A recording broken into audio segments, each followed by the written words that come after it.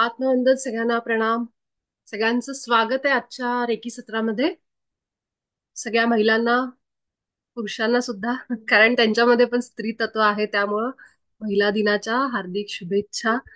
जे मी आज ग्रुपवर टाकलं होतं, डिवाइन फेमिनिन पॉवर, त्याच्याबद्दलच थोडं बोलते. की जसं मी सांगितलं की ही जे स्त्री तत्व आहे, ही हे जसं स्त्रीमध्ये आहे तसंच पुरुषामध्ये. काही पुरुष बघा तुम्ही, आपल्या घरामध्ये असतील, आजूबाजूला समाजामध्ये असतील, खूप सेन्सिटिव्ह असतात. त्यांना बऱ्याचदा रडायला येतं की अशी काही घटना घडली. ती दया त्यांच्यामध्ये, करुणा असते, दया असते. हा, कदाचित जर असा पुरुष रडला तर आपल्यामध्ये असं म्हणतात की कशा एवढं कसं काय रडू येतंय, किंवा हे म्हणजे स्त्रियांसारखं, असं आपण त्याची तुलना करतो खरं तर, की किंवा नावं सुद्धा ठेवतो त्या पुरुषांना की बायकांप्रमाणे रडतोय किंवा असं वगैरे. पण हे खरं तर ना, त्याच्यामध्ये असलेलं ते स्त्री तत्व आहे. कदाचित कुठल्या तरी गतजन्मामध्ये असेल. तो स्त्रीच्या जन्मामध्ये त्यांनी त्या पुरुषांनी जन्म घेतलेला असो. तर मोस्टली असंच होतं की जेव्हा नवरा बायको बनून येतात आणि ह्या लाईफ मध्ये जर समजा त्यांचं पटत नसेल, भांडणं होत असतील घरामध्ये खूप, आणि मी अशी उदाहरणं बघितली की नवरा जिथं बायकोला समजा व्हायलन्स, डोमेस्टिक व्हायलन्स आपण म्हणतो, हाणामारी होती किंवा मारलं जातं स्त्रीला, त्यावेळेमध्ये मी जे पुस्तक वाचलं होतं की युअर सोल प्लॅन, त्याच्यामध्ये हे सगळं दिलेलं आहे की कसं ते गत जन्मामध्ये त्या स्त्रीनी, म्हणजे जी बायको बनून आली, ते कसं उलटा रोल असतो त्यांचा, आणि कसं त्या एनर्जीज बॅलन्स करण्यासाठी, ऊर्जा बॅलन्स करण्यासाठी तिच्याबरोबर हे सगळं ह्या जन्मामध्ये होत जातं. तर ह्याच्यातून हेच सांगायचं की आता हे ठीक आहे, हे थोडं अध्यात्म दृष्टिकोनातून मी सांगते. पण एखादा पुरुष जेव्हा आपण बघतो, तो जास्त असा कोमल हृदयाचा असतो, असतात बघा. आणि लहान मुलं शक्यतो, म्हणजे जशा मुली, एक लहान वयामध्ये मुलं सुद्धा तितकी सेन्सिटिव्ह असतात. जसं जसं त्यांचं वय वाढतं, समज येते, तेव्हा मात्र त्यांच्यामध्ये पुरुष तत्व जास्त हे होतं, डॉमिनेट व्हायला लागतं. ज्याला आपण मस्क्युलिन पॉवर असं म्हणतो. जे म्हणजे की action oriented, practical thinking, rather than emotional, जे आपण स्त्रिया असतो की आपण थोडं भावनिक होतो प्रत्येक गोष्टीमध्ये. पण पुरुषांमध्ये भावनिक जे प्रमाण आहे ते थोडं कमी आहे. कारण ते प्रॅक्टिकली विचार करत असतात, लॉजिक काय आहे याच्या मागे, हे सगळं असं विचार करतात. आणि अजून असे सगळे, म्हणजे की जिथं थोडं कठोर कणखर होणं गरज आहे. एखादा पोलीस जर सारखाच असा इमोशनल होत राहिला तर कसं होणार आपल्या आपल्या सगळ्यांचं, आहे ना. म्हणजे ते पोलिसाची जी त्याचा जो रोल आहे, इट रिक्वायर्स दॅट की त्याच्याकडे मस्क्युलिन पॉवर असणं गरजेचं आहे. म्हणजेच काय, एक एक कठोरपणा, एक शक्ती, एक अशी पुरुषत्व त्याच्यामध्ये असणं की जिथं जाऊन तो चोराला पकडेल, त्याच्याशी त्या आवाजात बोलेल, त्या ह्याच्यामध्ये, म्हणजे बोलण्यानेच समोरचा चोर घाबरला पाहिजे. जर समजा त्याच्यामध्ये जर स्त्री तत्व जास्त असेल, तर तो कसा होईल की अगदीच प्रेमाने बोलायला जाईल, असं ते मग चालणारच नाही. समाज व्यवस्था सगळी आपली अशी आहे की सगळी कोलमडून पडेल. म्हणजे त्यामुळं म्हणतो ना की त्यानुसारच हे सगळे रोल दिले गेलेले आहेत. आणि आताच्या स्त्रिया पण बघा तुम्ही, आधीपेक्षा कितीतरी आता स्त्रियांमध्ये आपण बघतो की तो समतोल आलाय. अति पण भावनिक होत नाही, प्रॅक्टिकल फोकस आहे त्यांचा. असं नाही की नुसतंच रडत बसायचं. आपण आधीच्या सिरियल बघा, आधीचे पिक्चर बघा, की कसे असायचे की नुसतं स्त्रिया रडताना दाखवल्या गेल्या, हतबल, असहाय्य. त्यांना कुणीतरी पुरुष पाहिजे मदत करणारा. आणि जर तेव्हाच त्यांची जी अन्याय म्हणा, हे सगळं जे दाखवलं जायचं, आता त्या सिरियलही तशा बदलतायत, पिक्चरही तसे बदलतात. कारण शेवटी हे सगळं काय आहे की समाजाचा आरसा आहे. आणि समाजात आपण बघतो की कितीतरी स्त्रिया आता इंडिपेंडेंटली राहतात.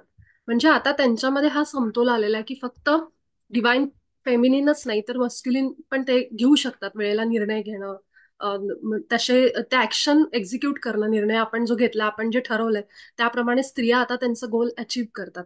आणि मी हे म्हणून टाकलं होतं की हे फक्त आपण आता स्त्री पुरुष हे बघतोय, पण ह्या ज्या शक्ती आहेत खरं तर ह्या दोघांमध्ये आहेत. आणि स्त्रीमध्ये पण आहे, पुरुषामध्ये पण तो भाग आहे.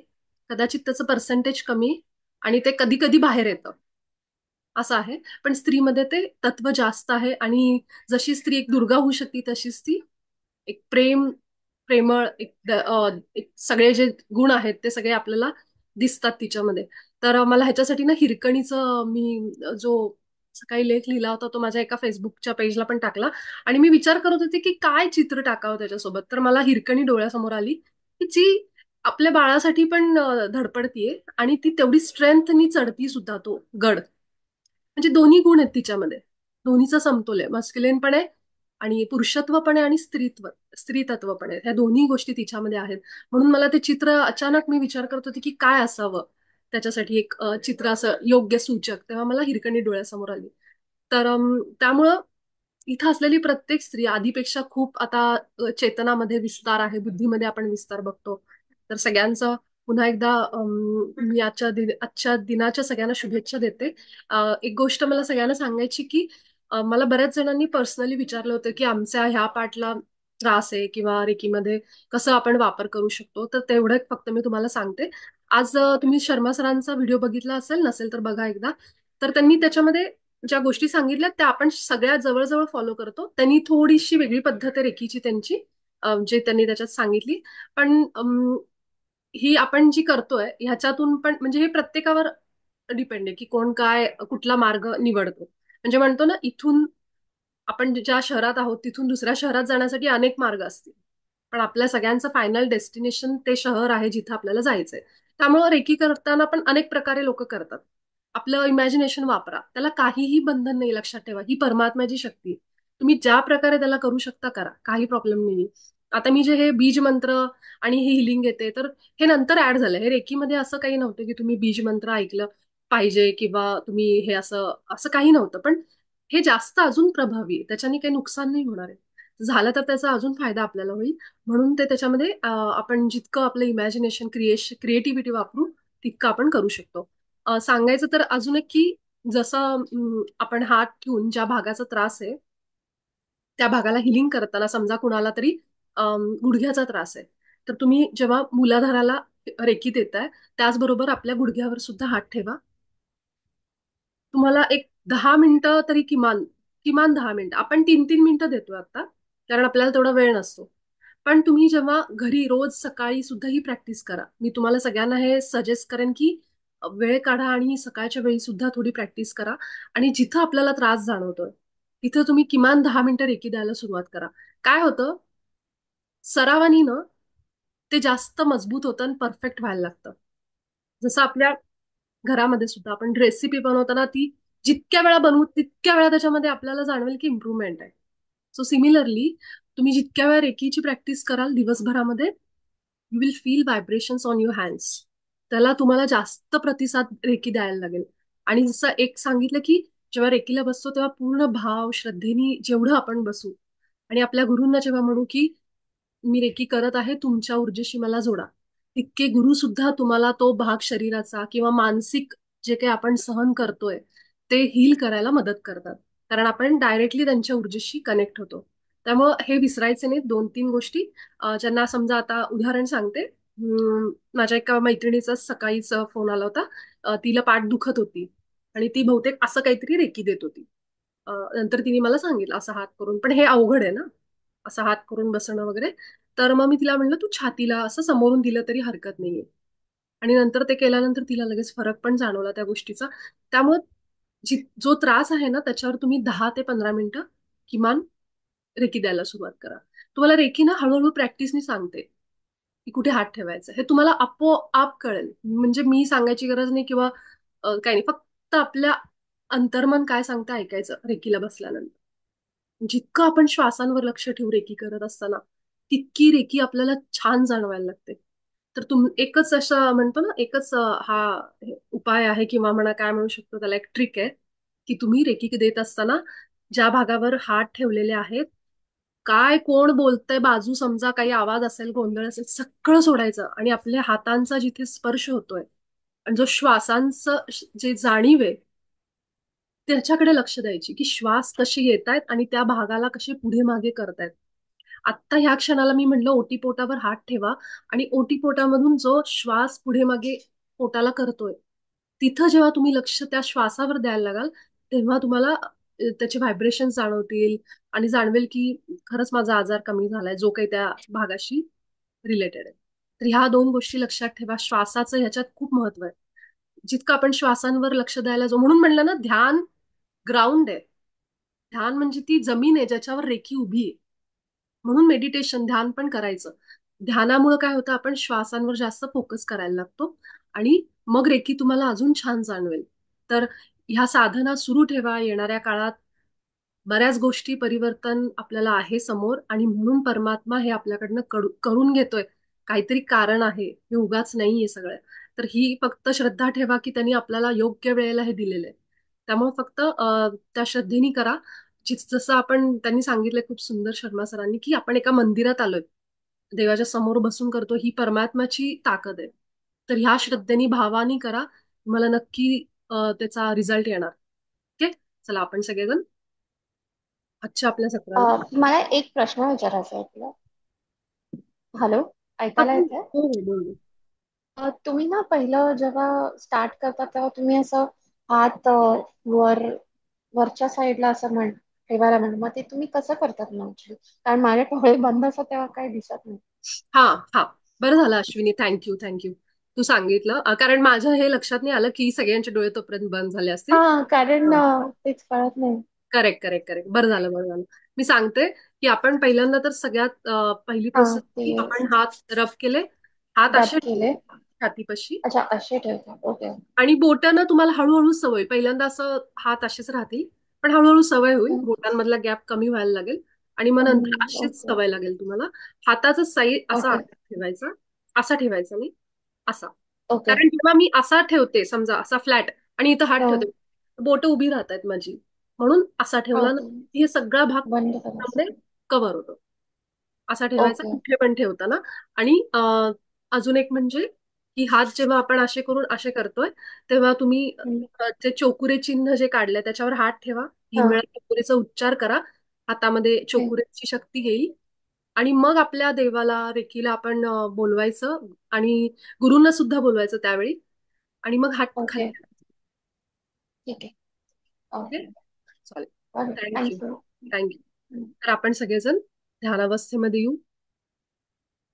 दीर्घ श्वास घेण्याच्या पण वेगवेगळ्या पद्धतीत मी अगदी सोपी पद्धत सांगितली, जी सगळ्यात प्रभावी आहे. लक्षात ठेवा, जे आज शर्मा सर पण सांगत होते की पोट फुलवून श्वास घ्या, पोटात भरून घ्या एखाद्या फुग्याप्रमाणे, आणि हलका मग तोंडाने बाहेर सोडायचा.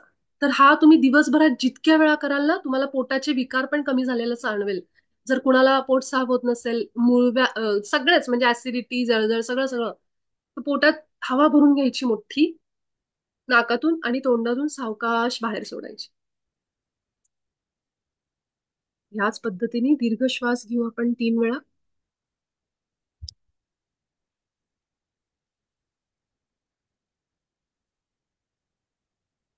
आपल्या सगळ्यांना जितक्या वेळा श्वास घ्यायचा घ्या, मी फक्त 3 वेळा सांगते.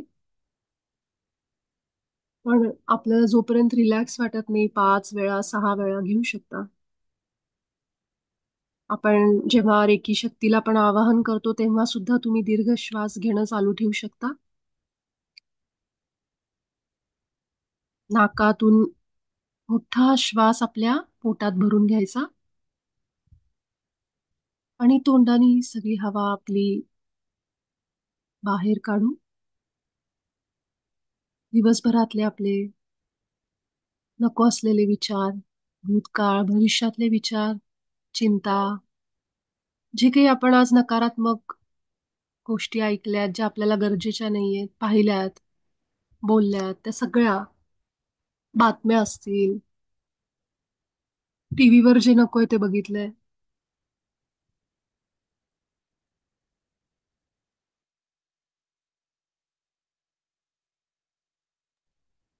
सगळं काही तोंडातून जाणाऱ्या हवेतून बाहेर काढून टाकू.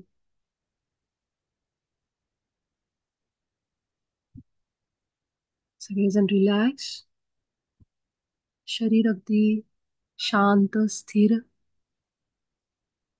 मस्तकापासून अगदी तळपायापर्यंत शरीराची जाणीव होऊ दे.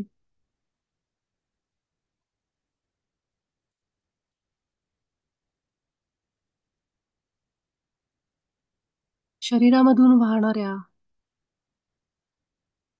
या शक्तीला अनुभव करायचा प्रयत्न करा. जसं की मुंग्या, झिणझिण्या आपल्या हातावर जाणवतात, पायात जाणवतात, त्याप्रमाणे सगळ्या शरीरामध्ये, पेशींमध्ये त्या झिणझिण्या म्हणजेच ती ऊर्जा आहे. मस्तकापासून आपल्या तळपायापर्यंत रक्ताभिसरण चालू आहे. एका अवयवातून दुसऱ्या अवयवात रक्त वाहिलं जात आहे. नवनवीन पेशी निर्माण होत आहेत. श्वास सुरू आहे. हृदयाचे ठोके सुरू आहेत. आणि मनात विचार सुरू आहेत. आपल्या चैतन्याने, बुद्धीने आपण हे सगळं अनुभव करतोय. कानाला काही काही ऐकू येतंय. त्वचेला स्पर्श होतोय हवेचा. सगळं चालू राहू द्या. फक्त विचार शांत करू. शून्य विचार अवस्था.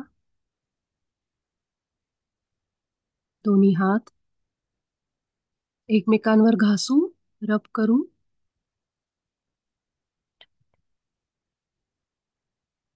हाताला गरमी जाणवू दे. ही जी उष्णता निर्माण होती ही दाखवती आपल्या शरीरातली ऊर्जा. दोन्ही हात आता आपल्या छातीपाशी आकाशाकडे तोंड करून धरायचेत.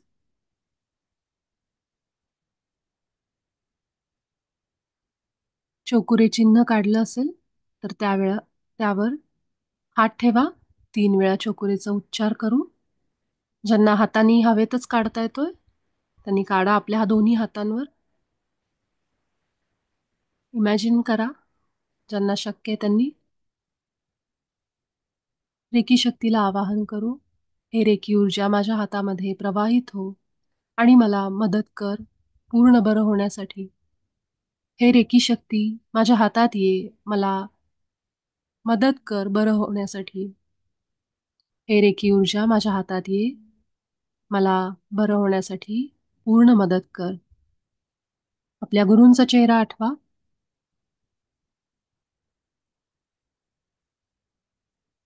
त्यांना सांगा, हे सद्गुरू राया, आपल्या इष्टदेवतेला सुद्धा सांगा, आपण माझ्यासोबत आता या रेकी सत्रामध्ये या.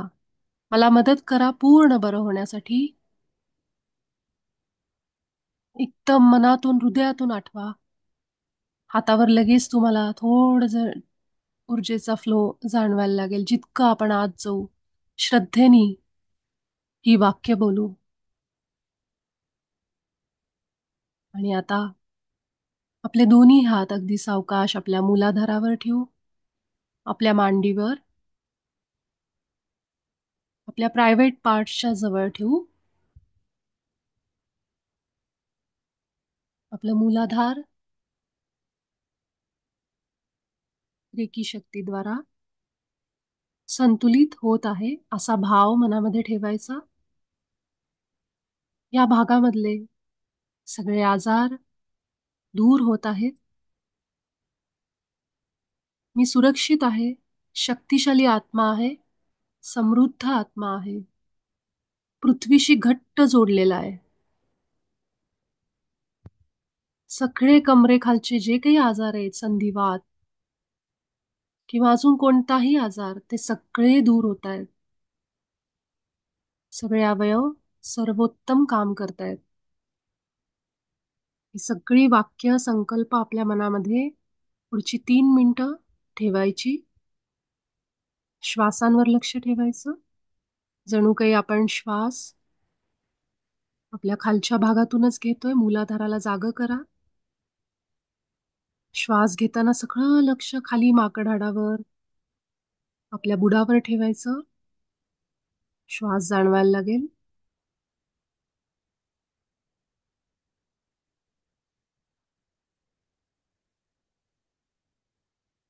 ज्यांना शक्य आहे, लाल रंग आपल्या खालच्या भागात पसरतोय अशी कल्पना करा. संपूर्ण भागामध्ये लाल रंग पसरलाय. मूलाधार चक्र संतुलित होत आहे.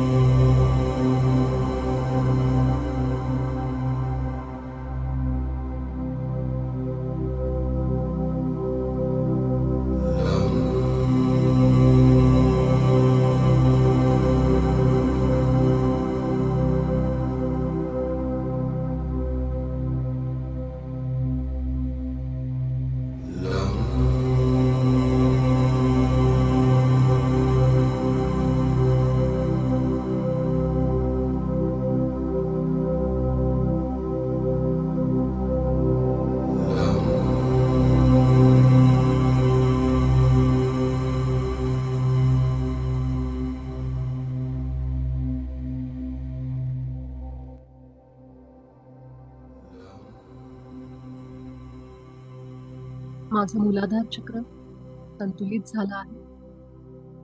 आपला उजवा हात आपल्या ओटीपोटावर, उजव्या बाजूला किंवा ओटीपोटाच्या मध्यभागी. आणि आता डावा हात सुद्धा ओटीपोटावर घेऊन स्वादिष्ठान चक्र. माझे विचार भावना नियंत्रणात येत आहेत.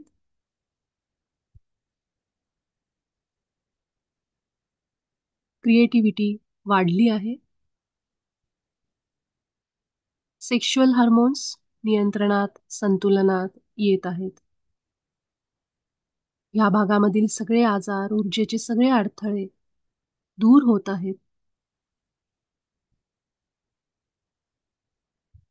अतिउष्णता, एक्सेस हीट रेकी ऊर्जा कमी करत आहे. मासिक पाळीच्या सगळ्या तक्रारी दूर होत आहे. थकवा कमी होत आहे. कामामध्ये मला ऊर्जा जाणवते.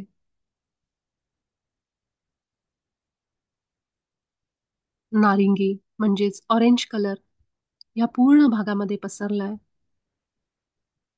ओटीपोटाचा पुढचा भाग, मागचा भाग, संपूर्ण ओटीपोट गोल असं कल्पना करा, अनुभव करा. आतपर्यंत जा ओटीपोटाच्या. श्वास ओटीपोटावर हालचाल घडवून आणतायत, पुढे आणि मागे. श्वासांवर लक्ष केंद्रित करा आपल्या. जसं काही ओटीपोटातूनच आपण श्वास घेतोय ह्या पद्धतीने.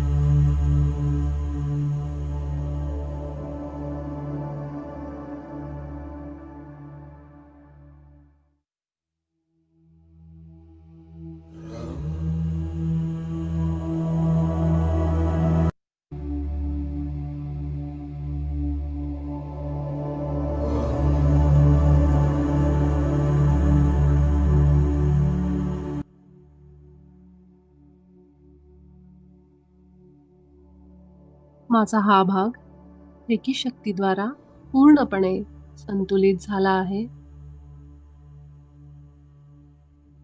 आपला उजवा हात आता आपल्या नाभीच्या उजव्या बाजूला आणि डावा हात नाभीच्या डाव्या बाजूला. दोन्ही हात मध्यभागी ठेवू शकतो, एकावर एक.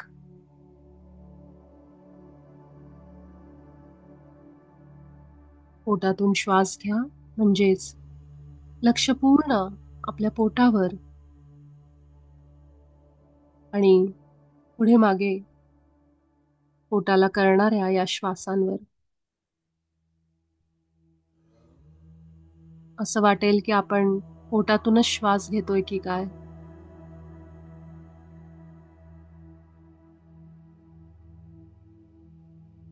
रेकी शक्ती पोटातल्या सगळ्या पेशींना, रक्तवाहिन्यांना ऊर्जा देते. सूर्याप्रमाणे तेजस्वी असा पिवळा रंग आपल्या संपूर्ण मणिपूर चक्र पोटाच्या भागात पसरतोय. आत्मविश्वास वाढतोय.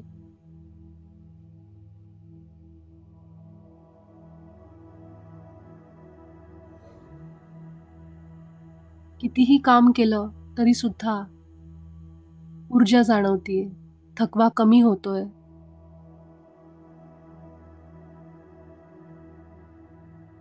पोटाचे सगळे विकार दूर होत आहेत. ब्लड प्रेशर, शुगर लेवल नियंत्रणात आहे.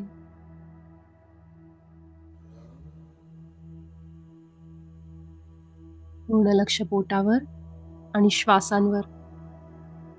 फील करा, अनुभव करा आपले श्वास. पोटाचा सगळा भाग, मागचा पाठीकडचा भाग, सगळीकडे श्वास फिरतोय, ऊर्जा फिरतीये.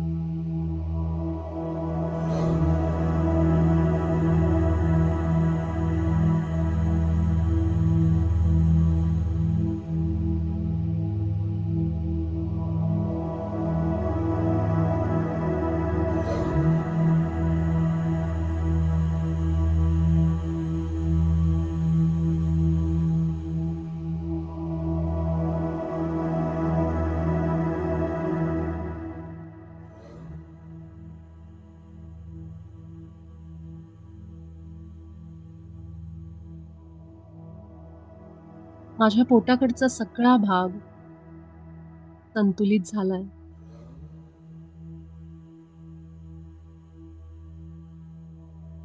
ऊर्जा संतुलनात आली. संपूर्ण मणिपूर चक्र रेकी शक्तीद्वारा ऊर्जान्वित झालंय. आपला उजवा हात आता आपल्या छातीच्या उजव्या भागावर आणि डावा हात डाव्या भागावर मध्यभागी सुद्धा ठेवू शकता.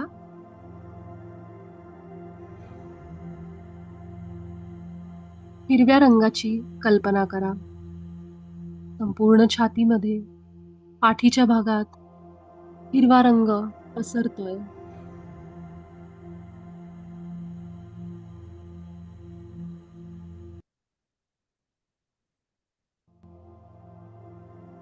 माझं हृदय सर्वोत्तमरित्या काम करतंय. रेकी शक्ती हृदयाला ऊर्जा देतीये. सगळ्या पेशी, रक्तवाहिन्या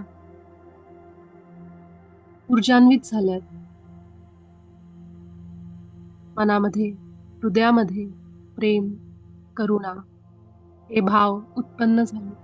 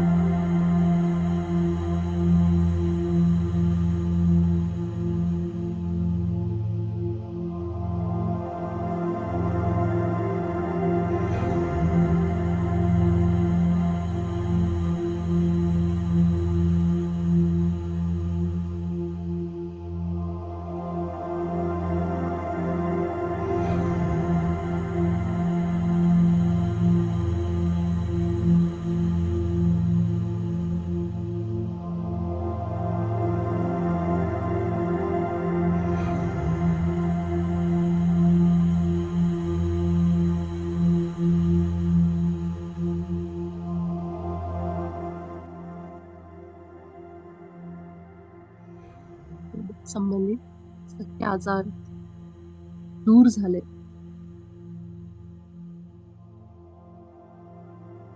माझं अनाहत चक्र संतुलनात आलं आहे.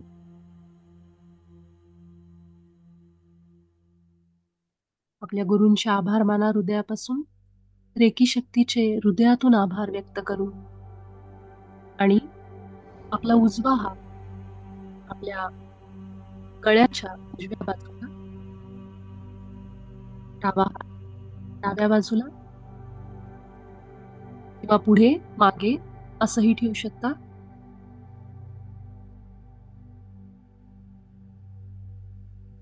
आकाशी निळा रंग संपूर्ण गळ्यात सर्व पेशींमध्ये पसरलाय. संपूर्ण गळा आकाशी निळ्या रंगाने भरून गेलाय अशी कल्पना करा. अन्ननलिका, श्वासनलिका, गळ्यातल्या सगळ्या पेशी, गळ्याशी जोडलेले सगळे अवयव ऊर्जान्वित झालेत. त्यांचे सगळे विकार दूर झालेत. गळ्यातल्या थायरॉइड ग्रंथी योग्य ऊर्जेला आलेल्या आहेत. इथली ऊर्जा संतुलनात आलीये.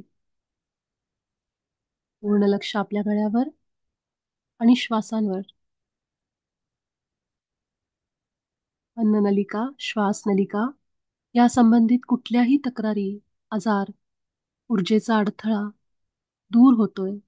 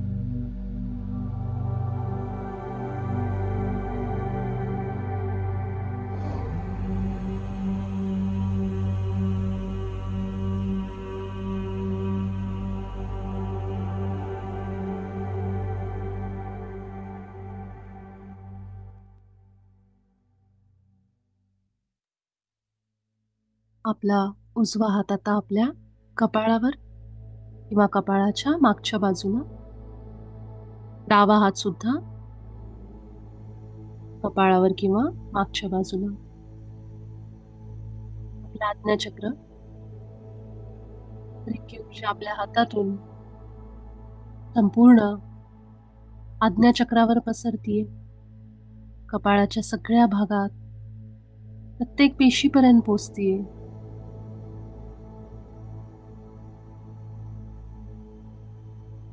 पूर्ण श्रद्धेने, विश्वासाने म्हणा, माझी निर्णय क्षमता वाढली आहे. माझ्या हिताचे अचूक निर्णय घेण्यासाठी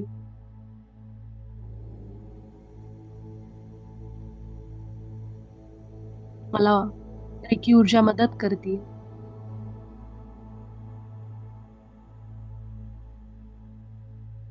माझ्या विचारांमध्ये स्पष्टता आलीये.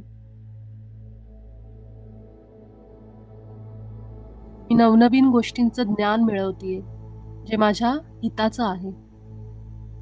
परमात्म्याचे संदेश माझ्या इंट्युशन मधून मला मिळतात आणि मला समजतात. माझी इंट्युशन पॉवर वाढली आहे.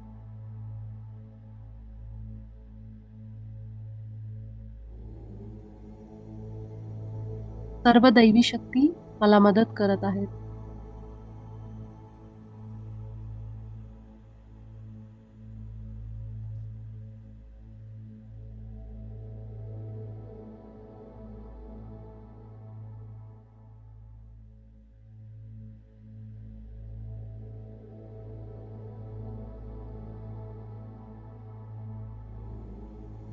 एका मिनिटापेक्षा कमी वेळ राहिलाय.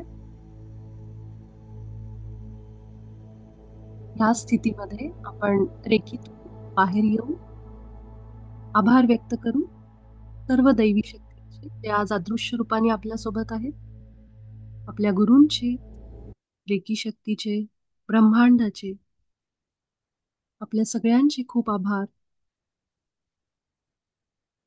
आपल्या घराचे, पंचतत्वांचे आभार मानू